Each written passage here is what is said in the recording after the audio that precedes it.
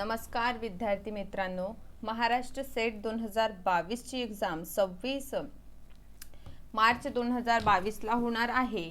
आज आपण हिस्ट्री जी सब्जेक्ट आहे, महाराष्ट्र सेट परीक्षा हिस्ट्री या सब्जेक्ट मधून देणाऱ्या विद्यार्थ्यांसाठी कंप्लीट सिलेबस आजच्या सेशन मध्ये आपण डिस्कस करणार आहोत।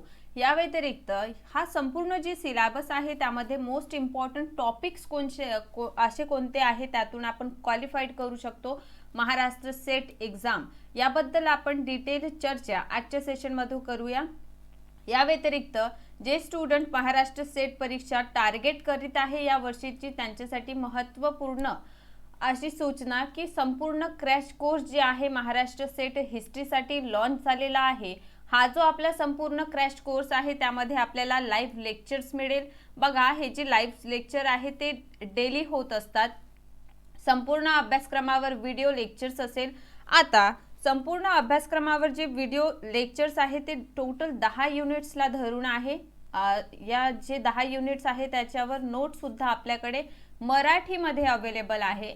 मागील वर्षाची प्रश्नपत्रिका म्हणजे PYQ अभ्यासनं खूप जास्त महत्त्वपूर्ण असणार आहे। टेस्ट सिरीज आपल्याला अवेलेबल असेल, सरावासाठी MCQs असेल आणि वीकली इव्हॅल्युएशन टेस्ट।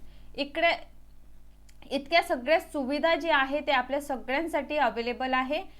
त्यासोबतच महत्त्वपूर्ण सूचना, एक नवीन बॅच जी आहे महाराष्ट्र सेट हिस्ट्रीसाठी स्टार्ट होत आहे 28 नोव्हेंबरला।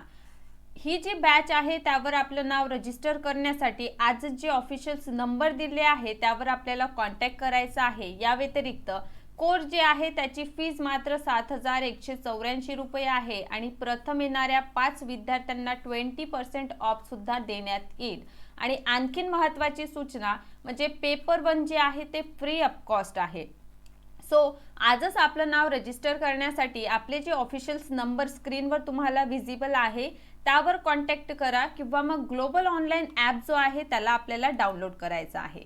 या व्यतिरिक्त कंटेंट जे आहे कंप्लीट स्टडी मटेरियल, हे सगळे सब्जेक्ट आहे, या सगळ्या सब्जेक्टचे स्टडी मटेरियल सुद्धा आपल्या सगळ्यांसाठी अवेलेबल आहे। यामध्ये फुल नोट सुद्धा येणाऱ्या सगळे जी लिस्ट दिलेली आहे त्याची आणि मोस्ट एक्सपेक्टेड MCQ जे आहे ते सुद्धा यामध्ये इन्क्लुडेड आहे। फीज मात्र 1500 रुपयात आपल्याला स्टडी मटेरियल जे आहे ते अवेलेबल करण्यात येईल। सेम प्रोसिजर आहे, आपल्याला काय करायचं आहे, कॉन्टॅक्ट नंबर जे दिलेले आहे त्यावर आपल्याला कॉन्टॅक्ट करायचा आहे। चला तर सुरू करूया युनिट क्रमांक 1। सो विद्यार्थी मित्रांनो, आपल्याला नक्कीच कल्पना असेल की महाराष्ट्र सेट एग्जाम जे आहे त्यामध्ये टोटल 2 पेपर आहे। पहिला तर आहे पेपर 1, हा जनरल पेपर असेल। हा सुद्धा जर आपण हिस्ट्रीचा कोर्स बाय केला तर त्यामध्ये फ्री ऑफ कॉस्ट येईल। आणि दुसरा पेपर आहे पेपर 2 आपला हिस्ट्री, यामध्ये सुद्धा आपल्याला 10 युनिट्स दिसून येईल। ओके, 10 युनिट्स यामध्ये आहे आणि पेपर 2 हिस्ट्री मध्ये सुद्धा 10 युनिट्स आहे। त्यामधील पहिली जे युनिट आहे ते पूर्णतः प्राचीन इतिहास, ठीक आहे, एन्शियंट हिस्ट्रीवर पूर्णतः आहे। त्यामधून पहिला टॉपिक आहे पुरातात्विक स्त्रोत। बघा, पुरातात्विक स्त्रोत जे आहे त्यासोबतच साहित्यिक स्त्रोत या सगळ्यांचा अभ्यास करून घ्या। विदेशी विवरण यावर सुद्धा प्रश्न विचारले जातात, म्हणजेच पहिला जो टॉपिक आहे युनिट 1चा तो खूप इम्पॉर्टंट ठरेल, ठीक आहे। सेकंड टॉपिक आहे नवपाषाण काळ आणि ताम्रपाषाण काळ। इट मीन्स पाषाण काळ जो टॉपिक आहे हा आपल्यासाठी महत्त्वपूर्ण ठरेल आणि जर आपण क्वेश्चन्स पेपर बघितले असेल तर त्यामध्ये नक्कीच आपल्याला पाषाण काळ जो टॉपिक आहे तो आपल्याला काय दिसेल, नेमकं यातून सुद्धा प्रश्न विचारलेले आपल्याला दिसून येते। सिंधू घाटी सभ्यता मोस्ट इम्पॉर्टंट टॉपिक समजा, सिंधू घाटी सभ्यतेचा विस्तार, ठीक आहे, धर्म काय आहे, समाजाचे स्वरूप काय आहे, या सगळ्या गोष्टींचा, आणि व्यापार जे आहे मस्ट इम्पॉर्टंट, व्यापारवर आपल्याला बहुधा सेटमध्ये प्रश्न विचारताना दिसून येते। त्यामुळे व्यापार जे आहे ते मस्ट इम्पॉर्टंट असं टॉपिक तुम्ही यामधून ठरवू शकता, ठीक आहे। हा पूर्ण सिलेबस तुम्हाला जेव्हा आपण कोर्स कंप्लीट परचेस करता, ठीक आहे, त्यामध्ये आपलं नाव रजिस्टर करता, त्यामध्ये आपण काय करू शकतो, पूर्ण कोर्स जे आहे तुम्हाला कंप्लीट सिलेबस कव्हर करून मिळेल। त्यासाठी आजच आपलं नाव जे आहे आपल्या कोर्ससाठी रजिस्टर करा। आपले नंबर ऑफिशियल्स दिलेले आहे त्यावर कॉन्टॅक्ट करून आपलं नाव आजच महाराष्ट्र सेट हिस्ट्रीसाठी नोंदवा। चौथा टॉपिक असेल वैदिक काळ आणि उत्तर वैदिक काळ. Must important. यामध्ये पर्टिक्युलरली आपल्याला काय दिसून येते, प्रश्न विचारलेले दिसून येते. आणि दक्षिण भारतातील महापाषाण काळ हा तर मोस्ट इम्पॉर्टंट असा टॉपिक समजून घ्या. ठीक आहे, यातून पण प्रश्न, दक्षिण भारतात जे महापाषाण काळ अस्तित्वात आलेला आहे या काळावर सुद्धा आपल्याला सेटमध्ये प्रश्न विचारताना दिसून येते. त्यामुळे व्हेरी व्हेरी इम्पॉर्टंट टॉपिक. राज्य शासन व्यवस्थेचा विस्तार, ज्यामध्ये आपल्याला 16 महाजन पद जे आहे बघा, हा पण इम्पॉर्टंट टॉपिक आहे. कारण महाजन पद त्यांची राजधानी किंवा मग ते आधुनिक काळामध्ये कोणत्या क्षेत्रामध्ये ते आहे, असे प्रश्न, डायरेक्ट प्रश्न महाजन पदावर आपल्याला काय आलेले दिसून येते. ठीक आहे, सोबतच महाजन पदामध्ये कोणत्या प्रकारची व्यवस्था होती, राजतंत्रात्मक होती की गणतंत्रात्मक होती, ते सुद्धा अभ्यासणं गरजेचं आहे. सोबतच जैन धर्म, बौद्ध धर्म आणि आजीवक संप्रदाय, तीनही टॉपिक व्हेरी व्हेरी इम्पॉर्टंट, याला करून घ्या. व्हेरी व्हेरी इम्पॉर्टंट टॉपिक, कुणीही या टॉपिकला सोडू नये. पर्टिक्युलरली आपण जर बघितलं तर जैन धर्म महावीर आणि बौद्ध धर्म गौतम बुद्ध, ठीक आहे, आणि आजीवक संप्रदाय मखलीपुत्र गोसाल जे आहे त्यांवर आपल्याला प्रश्न नक्कीच दिसेल. तुम्ही सगळे जर क्वेश्चन पेपर बघत असणार, त्यावर अभ्यास करीत असेल तर नक्कीच हे सगळे टॉपिक आपल्या लक्षात येईल. या व्यतिरिक्त आम्ही सुद्धा संपूर्ण टॉपिक इथे कव्हर करून देतो विद्यार्थ्यांना. ठीक आहे, त्यासाठी आपलं नाव आजच आपल्या कोर्सवर रजिस्टर करायचं आहे. या व्यतिरिक्त बघा युनिट क्रमांक 2, ठीक आहे, पहिल्या युनिटचे मी टॉपिक तुम्हाला सांगून दिलेले आहे की कोणकोणते असे टॉपिक आहे जे आपल्यासाठी खूप जास्त महत्वपूर्ण आहे. आता आपण युनिट 2 ला बघूया. युनिट 2 मध्ये बघा, राज्यापासून साम्राज्यपर्यंत, ठीक आहे, म्हणजे 16 महाजन पद जेव्हा समाप्त होणार त्यानंतर काय होणार, मगधचा उदय होणार. ठीक आहे, यातूनच आपण बघतो की मौर्य साम्राज्य, मोस्ट इम्पॉर्टंट टॉपिक. फक्त मौर्य साम्राज्यच नाही तर अशोकाचे अभिलेख जे आहे, ठीक आहे, खूपच महत्वाचा हा टॉपिक ठरेल आपल्या एक्झामसाठी. आणि मौर्योत्तर काळात कशा प्रकारे जे विविध अस्तित्वात आलेले आहे कला, त्याचा सुद्धा आपल्याला काय करायचं आहे, अभ्यास करायचा आहे. तर पहिला टॉपिक यामध्ये कोणता अभ्यासणार आहे, मौर्य काळ. ठीक आहे, ओके. दुसरा टॉपिक काय अभ्यासणार, जेव्हा मौर्य काळाचं काय होतं, ऱ्हास होतं. मौर्य साम्राज्याच्या पतनानंतर आपल्याला दिसून येते क्षेत्रीय राज्यांचा उदय होतो. आता हे क्षेत्रीय राज्यांमध्ये आपल्याला इंडो बॅक्ट्रियम बघायचं आहे, सातवाहन, कुशाण आहे, शक क्षत्रप आहे. ठीक आहे, याशिवाय शुंग आहे, कण्व आहे. या सगळ्यांचा अभ्यास आपल्याला मौर्योत्तर काळामध्ये करायचा आहे. आणि मोस्ट इम्पॉर्टंट संगम लिटरेचर, संगम साहित्य जे आहे त्याचा व्यवस्थित अभ्यास करा. आणि खारवेल यांचा हातीगुंफा अभिलेख जे आहे, लास्ट टाइम सुद्धा यातून प्रश्न विचारलेला आहे. तर खारवेल यांचा हातीगुंफा अभिलेख जे आहे त्यावर सुद्धा थोडा तुम्हाला अभ्यास करण्याची गरज आहे. आणि रोमन सोबत व्यापार कशा प्रकारचं होतं हा सुद्धा एक महत्त्वपूर्ण टॉपिक आहे. तर मौर्योत्तर काळामध्ये छोटे छोटे टॉपिक आहे पण मस्ट बी इम्पॉर्टंट आहे. बहुधा विद्यार्थी मोठ्या मोठ्या टॉपिकांकडे जास्त आपलं लक्ष केंद्रित करतात आणि हे जे लहान लहान टॉपिक आहे त्याला इग्नोर करतात. बट असं करू नये. हे जे लहान टॉपिक आहे त्यातून सुद्धा प्रश्न विचारले जातात. आणि गांधार शैली, मथुरा शैली आणि अमरावती बघा लास्ट मध्ये दिसत आहे, हे 3 व्हेरी व्हेरी इम्पॉर्टंट. ओके, याला मोस्ट इम्पॉर्टंट टॉपिक आपल्याला करून घ्यायचा आहे.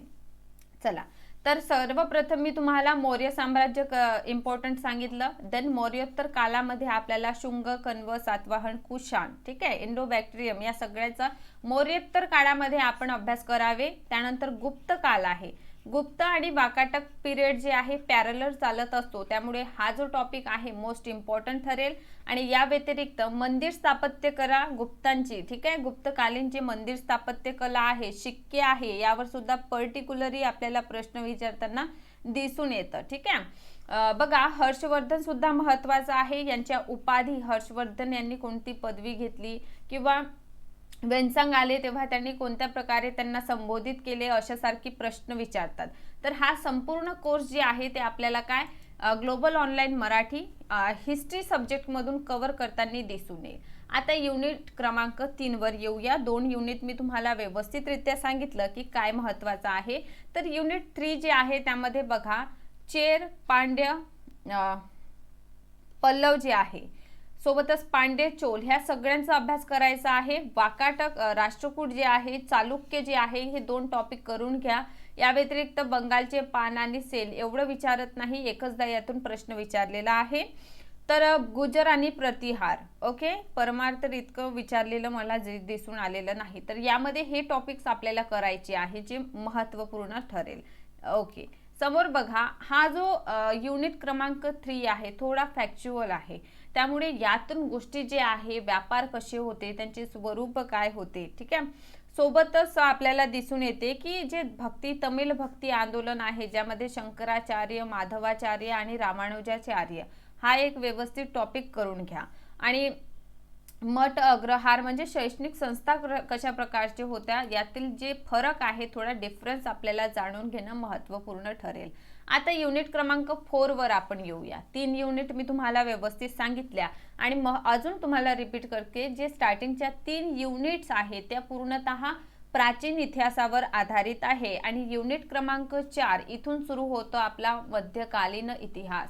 आता मिडिवल हिस्ट्री जी आहे त्यामध्ये आपल्याला युनिट 4, 5 आणि 6 या मध्यकालीन इतिहासावर आधारित आहे.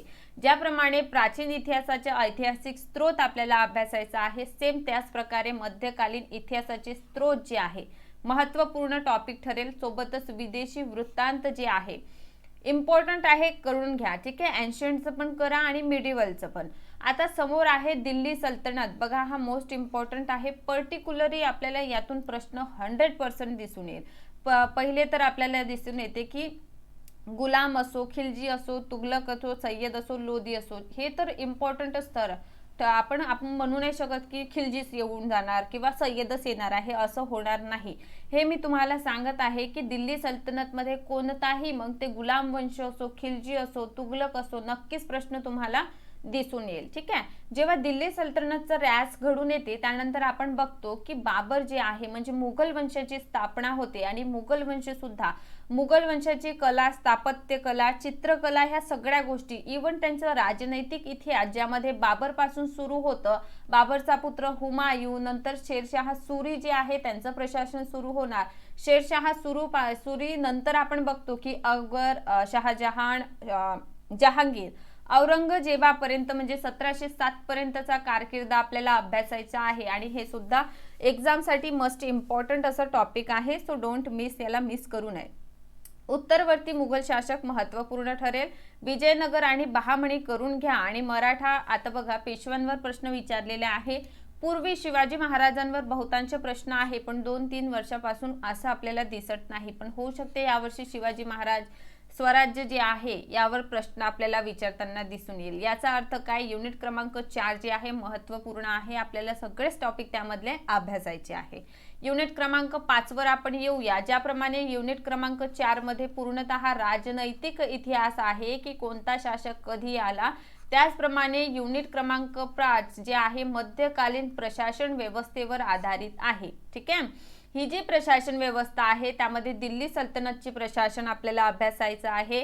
विजयनगरचं प्रशासन झालं, बहामनींचं प्रशासन झालं की मोघल प्रशासन झालं, या सगळ्यांना दिल्ली आणि सल्तनत आणि मुघल प्रशासनातील जे फरक आहे, डिफरन्सेस काय काय आहे ते सुद्धा आपल्याला युनिट क्रमांक 4 मध्ये आपल्याला 5 मध्ये आपल्याला अभ्यासायचं आहे. म्हणजे युनिट 5 जे आहे मध्यकालीन प्रशासन व्यवस्थेवर आहे आणि यातून सुद्धा आपल्याला प्रश्न येताना दिसून येतं. समोर आहे युनिट क्रमांक 6. बघा, यामधील पहिला महत्त्वाचा टॉपिक म्हणजे सूफी सिलसिले. आता हे जे सूफी सिलसिले आहे खूप महत्त्वपूर्ण टॉपिक समजा, आणि सूफी सिलसिले सगळेच विद्यार्थ्यांनी करून घ्या, ओके. या व्यतिरिक्त भक्ती आंदोलन आपल्याला यातून करायचं आहे, ठीक आहे. यामध्ये आपल्याला जे आंदोलन दिसते ज्यामध्ये गुरु नानक म्हणजे शीख धर्म, शीख संप्रदाय, शीख आंदोलन जे आहे ज्यामध्ये 10 गुरु सिखांचे, या सगळ्यांचा अभ्यास या टॉपिक मध्ये करा. देवदासी व्यवस्था काय आहे, म्हणजे मदरसामध्ये शिक्षा कशा प्रकारे व्हायची, त्याची पाठ्यक्रम काय प्रकारचं असायचं. आणि मस्ट इम्पॉर्टंट हे 2 टॉपिक आहे. कला आणि वास्तुकला म्हणजे इंडो इस्लामिक वास्तुकला बघायची आहे. आणि सोबतच मुघल उद्यान, मराठ्यांची दुर्ग आणि कशा प्रकारची मंदिर व्यवस्था होती, हे सगळं आपल्याला युनिट 6 मध्ये अभ्यासायचं आहे, ठीक आहे. आता इथून आपलं सुरू होणार आधुनिक भारताचा इतिहास. आता आधुनिक भारताचा इतिहास ठीक आहे, ज्यामध्ये आपण सुरुवात करूया स्त्रोतांपासून. ठीक आहे, स्त्रोत जेव्हा होणार त्यानंतर आपण बघतो की ब्रिटिश म्हणजे 18व्या शतकामध्ये कशा प्रकारे युरोपियन कंपनीचं आगमन होते. म्हणजे पहिला टॉपिक अभ्यासा युरोपियन कंपनीचं आगमन. आता युरोपियन कंपनीच्या आगमनामध्ये आपण इंग्रज बघतो, पोर्तुगीज बघतो, फ्रान्स, ठीक आहे, डेनिश कंपनी, या सगळ्या कंपनींचा अभ्यास पहिल्या टॉपिक मध्ये करा. देन तुम्हाला नेक्स्ट टॉपिक जे आहे भारतात प्रमुख राज्यांसोबत ब्रिटिशांची काय नीती होती, ज्यामध्ये बंगाल, प्लासी आणि बक्सार, अवध, कुशासनाचा आरोप, हैदराबादचे निजाम, मैसूर जिंकण्यासाठी 4 अँग्लो मैसूर वॉर, कर्नाटक आणि पंजाब जिंकण्यासाठी 2 अँग्लो सिख वॉर त्यांना करावे लागणार. तर हे सगळं आपल्याला टॉपिक युनिट 7 मध्ये अभ्यासायचं आहे. त्यानंतर येऊ आपण 1857चा विद्रोह. आता विद्रोहाचे कारण काय होती, त्याचा काय प्रभाव झालेला आहे, तर हे मोस्ट इम्पॉर्टंट टॉपिक आहे, यावर सुद्धा प्रश्न विचारतात. यानंतर आहे कंपनी क्राउन प्रशासन ईस्ट इंडिया कंपनीचं, म्हणजे बघा 1773चा रेग्युलेटिंग ऍक्ट जे आहे हे सुद्धा मी तुम्हाला डिटेल मध्ये अभ्यासलेला आहे आणि तुम्ही रजिस्टर केल्यानंतर तुम्हाला माहित आहे की सगळ्या सोयी सुविधा जी आहे, ज्यामध्ये मॉक टेस्ट, PYQ असो, व्हिडिओ लेक्चर्स असो, डाऊट क्लिअरिंग सेशन असो, सगळ्या गोष्टी आपल्या सगळ्यासाठी काय होत असतात, प्रोव्हाइड मी स्वतः करत असते. या व्यतिरिक्त पर्सनल गाईड सुद्धा विद्यार्थ्यांना मिळत असते की त्यांचं काय झोन आहे काय नाही. म्हणूनच आजच आपलं नाव रजिस्टर करा, कारण तुम्हाला माहित आहे की 28 नोव्हेंबर पासून आपले जे नवीन बॅच आहे ते स्टार्ट होत आहे आणि नवीन बॅच जॉईन करण्यासाठी आजच आपले जे ऑफिशियल नंबर आहे त्यावर कॉन्टॅक्ट करा गाईज. ओके, बघा रेग्युलेटिंग ऍक्ट पासून जे राणीचा जाहीरनामा आहे, तर या राणीच्या जाहीरनामापर्यंत कशा प्रकारे बदल त्यांनी घडविले, क्रमाक्रमाने संविधानिक विकास कशा प्रकारे झाले हे आपल्याला बघायचं आहे. या व्यतिरिक्त न्यायिक जे व्यवस्था आहे, न्याय जस्टिस व्यवस्था जी आहे ते अभ्यासा. सिव्हिल सर्व्हिस, ठीक आहे, पोलीस सेवा, या सगळ्यांचा अभ्यास तुम्हाला करणं खूप गरजेचं आहे, कारण यातून सुद्धा प्रश्न विचारताना दिसून येते. सोबतच बघा संविधानिक परिवर्तन, याचा अर्थ काय, जेव्हा आपण 1858 राणीचा जाहीरनामा बघतो त्यानंतर अधिनियम येतात, तर या अधिनियमामध्ये 1919 म्हणजे मोर्ले मिंटो सुधारणा कायद्यापासून आपण बघतो तर 1935चा भारत सरकार अधिनियम, तर हे सुद्धा अभ्यासणं आपल्यासाठी महत्त्वाचं आहे, कारण त्यामध्ये काय काय चेंजेस घडून आले ते आपल्याला माहीत असणं आणि एक्झाम पॉइंट ऑफ व्ह्यूने ते महत्त्वपूर्ण टॉपिक आहे, तर यातून प्रश्न तर नक्कीच विचारणार. आता युनिट 8 वर येऊया. आता युनिट क्रमांक 8 जे आहे त्यामध्ये आधुनिक भारताची अर्थव्यवस्था कशी होती, म्हणजे ब्रिटिश आल्यानंतर कशा प्रकारे जी आपली अर्थव्यवस्था आहे त्यावर कसा प्रभाव झाला, त्यातून आपण कृषीचा विस्तार, कृषीचं वाणिज्यीकरण कशा प्रकारे त्यांनी घडवून आणलं, भू बंदोबस्त काय होते, ज्यामध्ये स्थायी बंदोबस्त, रयतवाडी, महलवारी व्यवस्था आपण बघतो, उद्योगांचा ऱ्यास कशा प्रकारे घडून आला आणि उद्योगांचा ऱ्यास झाल्यामुळे सामाजिक आर्थिक जीवनावर त्याचा काय परिणाम झाला, शहरी जीवनाचे कशा प्रकारे त्यावर परिणाम घडून येईल, या सगळ्या गोष्टीचा अभ्यास युनिट क्रमांक 8च्या सेकंड टॉपिक मध्ये करा. कारखाना कानून म्हणजे फॅक्टरी ऍक्ट जे आहे ते अभ्यासा. मजदूर संघ जे आहे ते सुद्धा अभ्यासणं खूप महत्त्वाचं आहे. हा टॉपिक इम्पॉर्टंट आहे, यातून प्रश्न सेटसाठी आलेले दिसून येते. ठीक आहे, यासोबतच बघा ब्रिटिश भारत आल्यानंतर त्यांनी बँकेच्या क्षेत्रात निवेश केली, सोबतच रेल्वेमध्ये निवेश केला, टेलिग्राफ सेवा त्यांनी सुरू केली. तर हे सगळं काय आहे, एक प्रकारचा आपल्याला एक्झामसाठी महत्त्वपूर्ण टॉपिक आहे. आता अकाल महामारी म्हणजे काय, दुष्काळ आयोग अभ्यासा, कारण दुष्काळ आयोग खूप महत्त्वाचा आहे. जनजातीय विद्रोह आणि शेतकरी आंदोलन जे आहे मस्ट बी इम्पॉर्टंट, यातून सुद्धा प्रश्न विचारले जातात. ईसाई धर्म यांचा संपर्क झाल्यानंतर काय परिणाम भारताच्या सामाजिक आर्थिक प्रथेवर झालेला आहे, म्हणजे 1813चा जेव्हा चार्टर येतो त्यानंतर आपल्याला दिसून येते की ईसाई धर्म प्रसारासाठी मुभा, म्हणजे भारतात ईसाई धर्माचा प्रसार करण्याची त्यांना मुभा मिळाल्याचे आपल्याला दिसून येते. तर कशा प्रकारे याचा परिणाम जे आहे सामाजिक आर्थिक प्रकारे भारतीयांवर होतो ते आपल्याला अभ्यासायचं आहे. त्यानंतर पुनर्जागरण, ज्यामध्ये सामाजिक धार्मिक सुधार, ज्यामध्ये मध्यम वर्ग, ठीक आहे, काय भूमिका होती, ज्यामध्ये आपण राजा राममोहन रॉय बघतो, आर्य समाज, प्रार्थना समाज, रामकृष्ण मिशन, या सगळ्यांचा अभ्यास या टॉपिक मध्ये आपल्याला करायचा आहे. बरं, स्त्रियांसंबंधित प्रश्न बघा, संविधानिक स्थिती हे तर सांगितलं कशा प्रकारे महत्वाचं आहे. आता प्रिंटिंग प्रेस पत्रकारिता जे आहे महत्वाचं ठरेल. सगळ्यांनी पत्रकारिता जे आहे ते अभ्यासून ठेवा.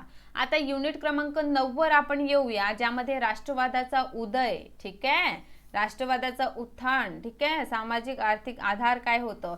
म्हणजे युनिट क्रमांक 8 मध्ये तुम्ही 1885 पासून अभ्यासा. म्हणजे राष्ट्रीय काँग्रेस जी आहे, इंडियन नॅशनल काँग्रेसची स्थापना कशा प्रकारे झाली आणि जहालवाद, मवाडवाद हे सगळं आपल्याला अभ्यासायचं आहे. प्रारंभिक कशा प्रकारे आंदोलन व्हायचे, ज्यामध्ये स्वदेशी आणि स्वराज्याची मांग कशा प्रकारे झालेली आहे. सुभाषचंद्र बोस आणि त्यांचे INA राष्ट्रीय आंदोलनात जे मध्यमवर्गीय होते त्यांची कशा प्रकारे भूमिका होती. दलितांचे आंदोलन कोणकोणते आहे हे सुद्धा महत्त्वपूर्ण टॉपिक आपल्याला एक्झामसाठी दिसते. आता सांप्रदायिकता जे आहे, ठीक आहे, याची सुरुवात होऊन मुस्लिम लीगने कशा प्रकारे पाकिस्तानची वेगळी मागणी केलेली आहे ते आपल्याला अभ्यासायचं आहे. स्वतंत्रता झाल्यानंतर भारत म्हणजे स्वतंत्रता म्हणजे 1947 नंतर आपल्याला दिसून येते 1947 नंतर भारत आणि पाकिस्तान अशी दोन खंडात विभाजणी जी झाली आहे. त्यानंतर, ठीक आहे, विभाजनानंतर कोणकोणत्या समस्या आल्या, ज्यामध्ये भारतीय रजवाडे म्हणजे हैदराबादची रियासत असो, काश्मीर असो, जुनागड असो, त्यासाठी कशा प्रकारचे प्रयत्न सरदार वल्लभभाई पटेल यांनी केले ते आपल्याला अभ्यासणं गरजेचं आहे. बरं, BR आंबेडकर आणि भारतीय संविधान. आजची तारीख आहे 26 नोव्हेंबर. आपल्या सगळ्यांना कल्पना असेल आज काय आहे, ठीक आहे. तर BR आंबेडकर म्हणजे डॉक्टर बाबासाहेब आंबेडकर यांचं भारतीय संविधान निर्माण करण्यामध्ये कशा प्रकारची भूमिका होती आणि त्याची काय काय विशेषता आहे ते सुद्धा आपल्याला अभ्यासणं गरजेचं आहे. नवीन शिक्षण नीती म्हणजे शिक्षणाचा विकास जे आहे तो कशा प्रकारे घडून आलेला आहे, यातून सुद्धा प्रश्न विचारले जातात. ठीक आहे, बघा, भाषाई पुनर्गठन आयोग जे आहे मस्ट बी इम्पॉर्टंट करा, हा प्रश्न येथून सुद्धा विचारतात.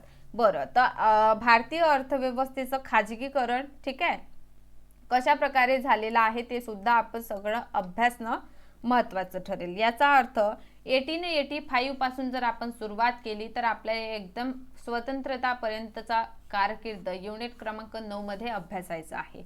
आता युनिट क्रमांक 10 जे आहे ते ॲपवरच अवेलेबल असेल, ठीक आहे. म्हणून आपलं नाव आजच आपल्या कोर्ससाठी रजिस्टर करा. रजिस्टर करण्यासाठी एकतर ग्लोबल ऑनलाईन ॲप डाउनलोड करा किंवा मग आपण काय करू शकतो, ऑफिशियल नंबर दिलेले आहे, नंबरवर कॉन्टॅक्ट करा. बरं, तर युनिट क्रमांक 10 जे आहे इतिहास लेखन शास्त्रावर आहे, म्हणजेच हिस्टोग्राफीवर आहे. आता इतिहास लेखन शास्त्र काय आहे ते तुम्हाला कळणं थोडं गरजेचं आहे, ठीक आहे. त्यामधून पहिले आपण अभ्यासूया ऐतिहासिक प्रणाली शोध कार्य, ठीक आहे, इतिहास लेखन आणि इतिहास. इतिहास विषय विस्तार, सीमांचा महत्व, इतिहासात वस्तुनिष्ठता आणि पूर्वग्रह कशा प्रकारे महत्वपूर्ण असतात ते आपण अभ्यासूया. इतिहास जे आहे विज्ञान, कला, सामाजिक विज्ञान म्हणजे हे काय आहे, पर्टिक्युलरली टॉपिक आहे. इतिहासात कार्यकारण किती महत्वाचं आहे ते आपण जाणून घेऊया. क्षेत्रीय इतिहासाचे महत्व काय आहे, सोबतच शोध कार्यप्रणाली, शोध प्रवृत्ती आहे. वर्तमान भारतीय इतिहास लेखन म्हणजे क्षेत्रीय इतिहासाबरोबर वर्तमान इतिहास लेखन बघूया. आणि इतिहासमध्ये विषय सब्जेक्ट जे आहे ते कशा प्रकारे घेतले जातात, नोट्स काढणे, टिप्पणी, ग्रंथसूची, ठीक आहे, हे सगळं काय आहे. इतिहासाचा चक्रीय प्रवाह काय आहे. सोबतच आपण बघूया उत्तर आधुनिकतावाद म्हणजे हे सगळे आपल्यासाठी म्हणजे इतिहासात इतिहास लेखन जे आहे सकारात्मक आणि नकारात्मक याचे समर्थक जे आहे त्यांविषयी सुद्धा आपण चर्चा करूया. आणि इतिहास लेखन मध्ये प्रारंभामध्ये युनानी, रोमन यांचं काय संबंधित इतिहास लेखन कशा प्रकारे झालेलं आहे. ओव्हरऑल आपण जर बघितलं तर आपल्याला युनिट क्रमांक 10 मध्ये इतिहास लेखन शास्त्र याविषयी डिटेलमध्ये अभ्यास करायचा आहे. मी पुन्हा तुम्हाला सांगू इच्छिते की आपली जे बॅच आहे 28 नोव्हेंबरला स्टार्ट होत आहे. 28 नोव्हेंबर म्हणजे मंडे पासून नवीन बॅच लॉन्च होत आहे. या बॅचला जॉईन करण्यासाठी आजच आपण काय करा, आपलं जे ऑफिशियल नंबर आहे त्यावर कॉन्टॅक्ट करा. आणि कॉन्टॅक्ट व्यतिरिक्त बघा, हा जो कोर्स आहे फुल गॅरंटेड कोर्स आहे की महाराष्ट्र स्टेट कशा प्रकारे आपल्याला क्वालिफाईड करायचं आहे, त्यासाठी आपल्याला कशा प्रकारे तयारी करायचं आहे आणि हा पूर्ण जे डेप्थमध्ये दिलेला सिलेबस आहे, डिटेल सिलेबस आहे, त्याला कशा प्रकारे आपल्याला कव्हर करायचं आहे. हा सिलेबस जे आहे तो कव्हर करणं खूप जास्त महत्त्वाचं आहे. म्हणून आजच आपलं नाव आपल्या कोर्सवर रजिस्टर करण्यासाठी आपले जे ऑफिशियल नंबर दिलेले आहे त्यावर आपल्याला काय करायचं आहे, कॉन्टॅक्ट करायचा आहे. ठीक आहे, चला. तर मग अशा प्रकारे आजच्या सेशनमध्ये आपण बघितलेलं आहे इथे पूर्ण सिलेबस. आय होप तुम्हाला सेशन आवडलं असेल. सेशन आवडल्यास लाईक करा, शेअर करा आणि लवकरात लवकर जे आहे आपल्या कोर्सवर नाव नोंदवा. Thank you so much. अशाच प्रकारे व्हिडिओ जे आहे ते